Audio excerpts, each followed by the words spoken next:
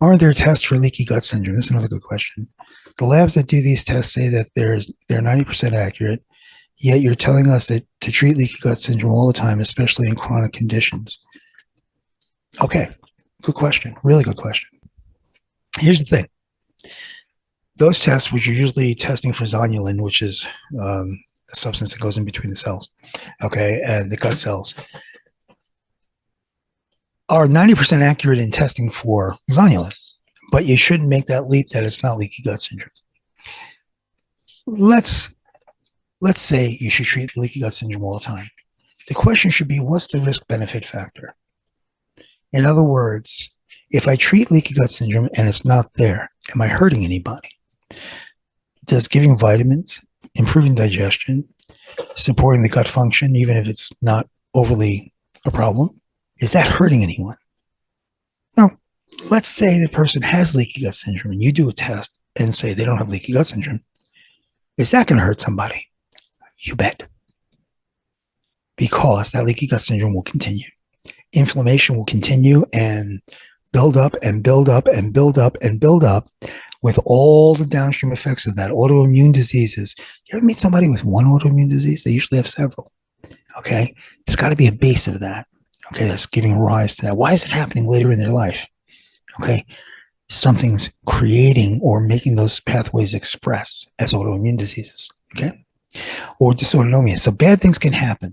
So if you can treat somebody without any problems, without any expectation of any kind of nastiness, okay, and there's a probability of great benefit, you go with it. Okay, that's the difference between being a scientist, which most doctors are trying to be, and being a clinician. And I'm a clinician. What does that mean? I understand the science. I read the studies, and I put them as part of the tools that I use. Then I also include my clinical acumen, what I see, what I hear, what has worked with my other patients, what has worked with that patient, what hasn't worked with that patient.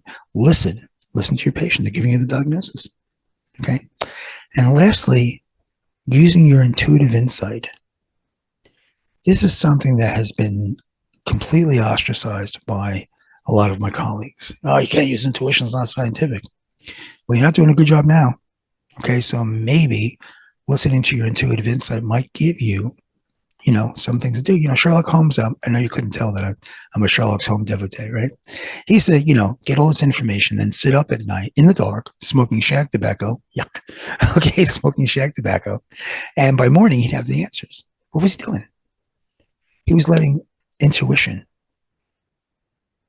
take over and put it together. If you watch House MD on TV, okay, of course it's stylized, but about 45 minutes of every episode he does this.